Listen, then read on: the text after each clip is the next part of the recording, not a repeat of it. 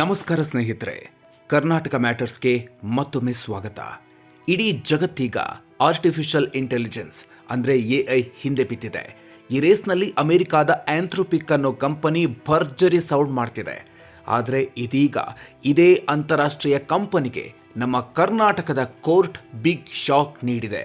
ಹೌದು, ಬೆಳಗಾವಿಯ ಮಣ್ಣಿನ ಮಗ ಅಮೆರಿಕಾದ ದೈತ್ಯ ಕಂಪನಿಗೆ ಸವಾಲು ಹಾಕಿದ್ದಾರೆ. ಆಂಥ್ರೋಪಿಕ್ ಅನ್ನೋ ಹೆಸರನ್ನ ನಾವೇ ಮೊದಲು ಬಳಸಿದ್ದು, ನಮಗೆ ಆ ಹಕ್ಕಿದೆ ಅಂತ ಕೋರ್ಟ್ ಮೆಟ್ಟಿಲೇರಿದ್ದಾರೆ. ಅಷ್ಟಕ್ಕೂ ಏನಿದು ಆಂಥ್ರೋಪಿಕ್ ವರ್ಸಸ್ ಆಂಥ್ರೋಪಿಕ್ ಜಗಳ? ಅಮೆರಿಕಾದ ಕಂಪನಿಗಿಂತ ಮೊದಲೇ ಈ ಹೆಸರನ್ನ ಕರ್ನಾಟಕದಲ್ಲಿ ಬಳಸಲಾಗ್ತಿತ್ತ? ಇಬ್ಬರ ನಡುವಿನ ಈ ಕಾನೂನು ಸಮರ ಎಲ್ಲಿಗೆ ಬಂದು ನಿಂತಿದೆ? ಕಂಪ್ಲೀಟ್ ಡೀಟೇಲ್ಸ್ ಈ ವಿಡಿಯೋದಲ್ಲಿದೆ. ವಿಡಿಯೋ ಶುರು ಮಾಡೋದಕ್ಕೂ ಮುನ್ನ ನೀವಿನ್ನೂ ನಮ್ಮ ಚಾನಲ್ಗೆ ಸಬ್ಸ್ಕ್ರೈಬ್ ಆಗಿಲ್ಲ ಅಂದರೆ ಈಗಲೇ ಸಬ್ಸ್ಕ್ರೈಬ್ ಆಗಿ ಬೆಲ್ ಐಕಾನ್ ಪ್ರೆಸ್ ಮಾಡಿ.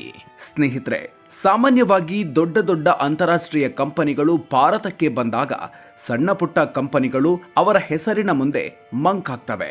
ಆದರೆ ಬೆಳಗಾವಿಯ ಸಾಫ್ಟ್ವೇರ್ ಇಂಜಿನಿಯರ್ ಮೊಹಮ್ಮದ್ ಅಯಾಜ್ ಮುಲ್ಲಾ ಹಾಗಲ್ಲ. ಅವರು ಸುಮ್ಮನೆ ಕೂರ್ಲಿಲ್ಲ. ಇವರು 2017ರಲ್ಲೇ ಬೆಳಗಾವಿಯಲ್ಲಿ ಆಂಥ್ರೋಪಿಕ್ ಸಾಫ್ಟ್ವೇರ್ ಪ್ರೈವೇಟ್ ಲಿಮಿಟೆಡ್ ಅನ್ನೋ ಕಂಪನಿಯನ್ನ ನೋಂದಾಯಿಸಿ ನಡೆಸ್ತಿದ್ದಾರೆ. ಆದರೆ ಈಗ ಜಗತ್ತಿನಾದ್ಯಂತ ಸುದ್ದಿಯಲ್ಲಿರೋ ಅಮೆರಿಕಾದ AI ದೈತ್ಯ ಕಂಪನಿ ಆಂಥ್ರೋಪಿಕ್ ಸ್ಥಾಪನೆಯಾಗಿದ್ದು 2021ರಲ್ಲಿ.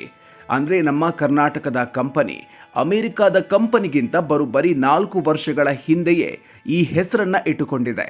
ಇದನ್ನೇ ಕಾನೂನಿನ ಭಾಷೆಯಲ್ಲಿ ಪ್ರಯರ್ ಯೂಸರ್ ಅಂತ ಕರೆಯಲಾಗುತ್ತೆ. ಬೆಳಗಾವಿ ಕಂಪನಿಗೆ ಆಗಿರೋ ತೊಂದರೆ ಏನು? ಯಾಕಿ ಕಾನೂನು ಸಮರ?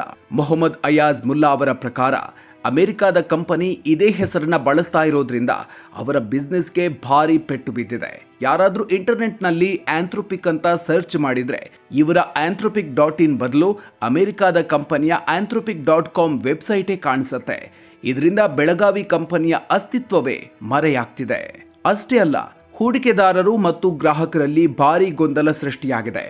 ನಮ್ಮ ಕಂಪನಿ ಸಣ್ಣದಾಗಿರಬಹುದು, ಆದರೆ ಈ ಹೆಸರಿನ ಮೇಲೆ ನಮಗೆ ಮೊದಲ ಹಕ್ಕಿದೆ.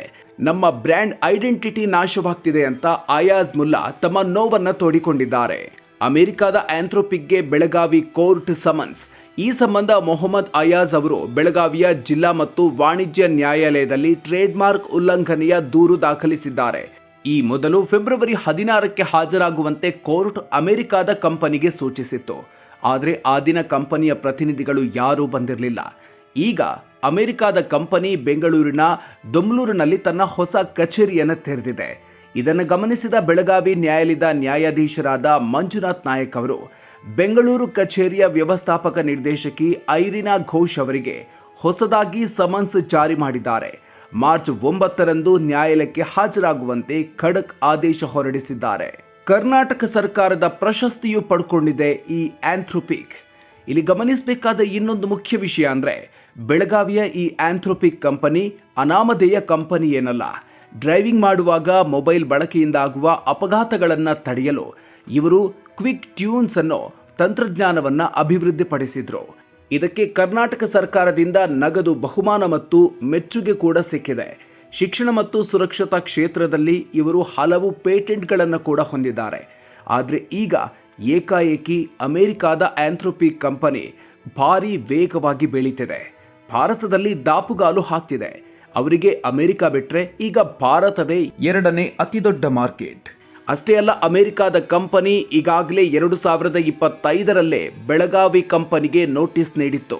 ಅಂದರೆ ಅವರಿಗೆ ಭಾರತದಲ್ಲಿ ಈ ಹೆಸರಿನ ಕಂಪನಿ ಇದೆ ಅನ್ನೋದು ಮೊದಲೇ ಗೊತ್ತಿತ್ತು ಅಂತ ಅಯಾಜ್ ಮುಲ್ಲಾ ಆರೋಪಿಸಿದ್ದಾರೆ.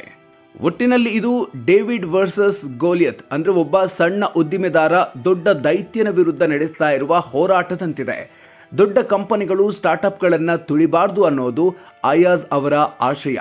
ಸ್ನೇಹಿತರೆ, ಈ ಹೆಸರಿನ ಜಗಳದಲ್ಲಿ ಬೆಳಗಾವಿಯ ಕಂಪನಿಗೆ ನ್ಯಾಯ ಸಿಗುತ್ತೆ ಅಂತ ನಿಮ್ಗನ್ಸುತ್ತಾ? ಒಬ್ಬ ಕನ್ನಡಿಗ ಅಂತಾರಾಷ್ಟ್ರೀಯ ಕಂಪನಿಗೆ ಸವಾಲು ಹಾಕಿರೋದ್ರ ಬಗ್ಗೆ ನಿಮ್ಮ ಅಭಿಪ್ರಾಯ ಏನು? ಕಾಮೆಂಟ್ ಬಾಕ್ಸ್ನಲ್ಲಿ ತಪ್ಪದೇ ತಿಳಿಸಿ. ಈ ವಿಡಿಯೋ ಇಷ್ಟ ಆಗಿದ್ರೆ ಲೈಕ್ ಮಾಡಿ, ಶೇರ್ ಮಾಡಿ. ಮುಂದಿನ ವಿಡಿಯೋದಲ್ಲಿ ಮತ್ತೊಂದು ಇಂಟ್ರೆಸ್ಟಿಂಗ್ ಅಪ್ಡೇಟ್ ಜೊತೆಗೆ ಮತ್ತೆ ಸಿಗೋಣ.